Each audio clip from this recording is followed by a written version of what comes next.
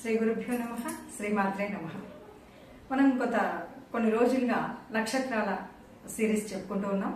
అందులో భాగంగా మరి హస్తా నక్షత్రం అంటే ఈ నక్షత్రం 4 పాదాలు కూడా కన్యా రాశిలో ఉంటాయి.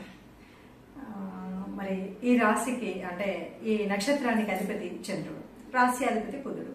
ఇక్కడ మనకు ఎక్కువగా చంద్రుడి యొక్క తత్వం కనబడుతుంది. అంటే మనసు మీద బాగా ప్రభావితమయ్యేటువంటి లక్షణాలు ఎక్కువగా కనబడతాయి. అట్లాగే ఆలోచనాపరమైనటువంటి బుధుడి యొక్క లక్షణాలు కూడా కనిపిస్తూ ఉంటాయి. వ్యాపారంలో కానీ ఇలాంటి వాటిల్లో బుధు లక్షణాలు కనిపిస్తూ ఉంటాయి.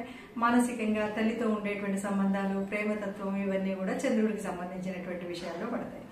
ఇక మరి ఇందులో ఉండేటువంటి రాశి వాళ్ళు ఎలా ఉంటారు ఏంటి అంటే కనుక చాలా వీళ్ళని ఏమంటారంటే స్మిత భాషి అంటుంటారు కదా, నవ్వుతూ మాట్లాడతారంటారు. అలాగే ఎవరిని చూసినా నవ్వుతూ మాట్లాడడం, నవ్వుతూ పలకరించడం.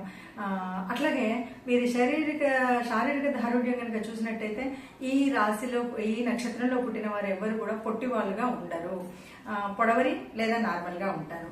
తర్వాత కండపుష్టి అంటే అట్లాగే ఎముకల అది కూడా సాంద్రత ఇవన్నీ కూడా చాలా గట్టిగా ఉంటాయి అన్నమాట. అంటే మంచి ఆరోగ్యవంతంగా ఉండేటువంటి పరిస్థితి అయితే ఉంటుంది వీళ్ళకు. అలాగే మంచి కళ్ళు కలిగినటువంటి వాళ్ళుగా, స్ఫురద్రూపులుగా ఎవరు చూసినా వీళ్ళని ఇష్టపడే వాళ్ళుగా ఉంటారు.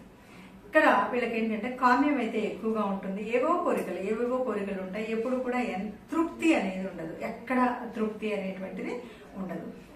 కొంచెం చెప్పాలంటే కొద్దిగా బొద్దుగానే ఉంటారు చాలా వరకు, ఎక్కువ శాతం. అయినా మంచి మనసు, ఆరోగ్యమైనటువంటి తత్వం ఈ రెండు ఉంటాయి వీళ్ళకి అని చెప్పొచ్చు. అయితే ఒక స్థితి వరకు అంటే వీళ్ళకి ఒక ఆస్తి కొంత ఉంది, అయినా తృప్తి ఉండదు.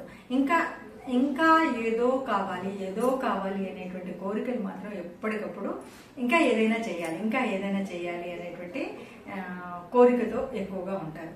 అయితే వీళ్ళు ఎక్కడైనా సరే వ్యాపారాలు, లేకపోతే బెట్టింగ్లు, లేకపోతే ఇంకా షేర్స్ ఇలాంటి చోట్ల కనుక వీళ్ళు పెట్టుబడి పెడితే అంతగా రాణించరు. అలాగే ఎవరికైనా అప్పులు ఇచ్చినా సరే ఆ అప్పు మాత్రం తిరిగి వస్తుంది అనేటువంటిది చాలా తక్కువ నమ్మకం. అందుకని వీరు అప్పులు ఇచ్చేటువంటి ఇలాంటి విషయాల్లో చాలా జాగ్రత్తగా ఉండాలి. ఇక మిగతా విషయాలు కనుక చూస్తే అంటే ఆర్థికంగా కానీ, వివాహ సంబంధాలు కానీ ఇలాంటివి చూసినట్టయితే ఆర్థికంగా బాగుంటారు. అలాగే వివాహ సంబంధితమైనటువంటి విషయాల్లో చూస్తే చక్కగా భార్యాభర్త ఇద్దరు కలిసిమెలిసి సంతోషంగా, అంటే భార్య అయినా భర్త అయినా, ఈ నక్షత్రం వాళ్ళు ఆడైనా మగైనా చక్కగా అందరితో కలిసి ఉండి కుటుంబాన్ని నిలుపుకునేటువంటి విధంగానే ఉంటారు. అలాగే చాలా వరకు వారి కుటుంబం కోసం చాలా కష్టపడే రీతిలోనే ఉంటారు. కాకపోతే కొన్నిసార్లు అనుకోకుండా వీళ్ళకి చాలా ఇబ్బంది కలిగించేది ఏంటంటే కొన్ని రహస్యంగా కొన్ని విషయాలు ఉంటాయి అప్పుడప్పుడు. అంటే కొన్ని వివాహేతర సంబంధాలు కానీ ఇలాంటివి కొన్ని చోట్ల కనబడేటువంటి అవకాశం ఉంటుంది. అవి బయటకు వచ్చినప్పుడు కొద్దిగా ఇబ్బంది పడ్డం, ఆ తర్వాత మళ్ళీ వాటిని సరిదిద్దుకొని, అంటే ఒక వయసు వచ్చిన తర్వాత చేసిన తప్పులను సరిదిద్దుకొని సరిగ్గా ఉండేటువంటి పరిస్థితి కూడా వీళ్ళలో కనిపిస్తుంది.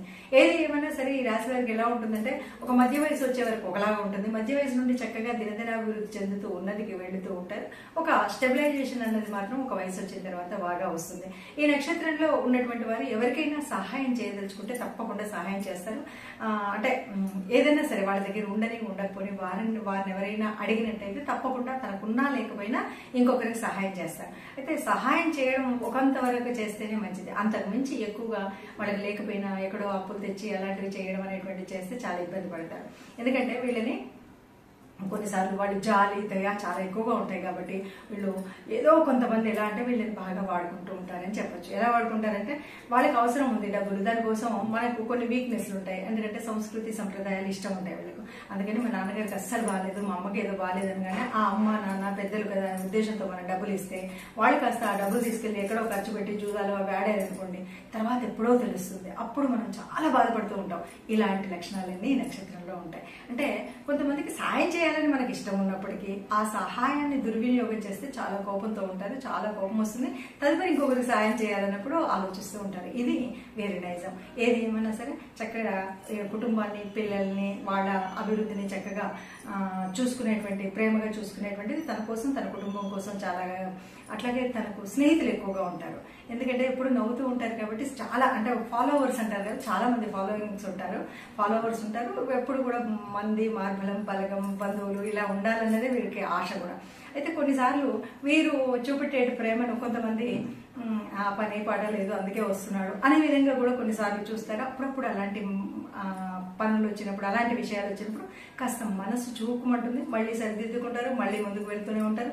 ఎవరు ఏమి అన్నా, ఎవరు ఏమి చెప్పినా, కొన్నిసార్లు ఇలా కాదు ఇలా చేయండి, ఎవరు ఏమైనా చెప్పండి, మనం ఏం చేయాలనుకుంటున్నాం అది మాత్రమే చేసేటువంటి లక్షణం ఇలా ఈ నక్షత్రం వారికి ఉంటుంది అని చెప్పొచ్చు. మొత్తంగా ఈ నక్షత్రం గురించి చెప్తే చక్కగా అంటే చంద్రుడు లాంటి వాడు అనమాట. అమ్మకు చాలా ప్రియమైనటువంటి వాళ్ళు, అమ్మను ఇష్టపడేటువంటి వాళ్ళు, కుటుంబాన్ని ఇష్టపడేటువంటి వాళ్ళు. అయితే అప్పుడప్పుడు కోపం వస్తుంది, అప్పుడప్పుడు చికాకులు వస్తాయి. చంద్రమ్మ మనసో జాత అంటాం కదా, చంద్రుడి కళలాగా కొంచెం అటు ఇటుగా అప్పుడప్పుడు ఉంటాయి. ఇలాంటివన్నీ ఉన్నప్పటికీ కూడా చాలా ప్రేమతో, బంధువులతో, ఇంటి వారితో, కుటుంబంతో చాలా స్నేహంగా ఉండేటువంటి మనస్తత్వం ఈ రాశి వారిది. ఇదండి ఈ రాశికి సంబంధించినటువంటి విషయాలు. ఇప్పుడు ఈ నక్షత్రం విన్న తర్వాత ఏదైనా మీది ఈ నక్షత్రం అయినట్టయితే ఎంతవరకు ఈ గుణగణాలు కలిశాయో మీరు కామెంట్ రూపంలో చెప్పినట్టయితే ముందు చేయబోయేటువంటి వీడియోలకి ఉపయోగపడుతుందని చెప్తూ నమస్తే.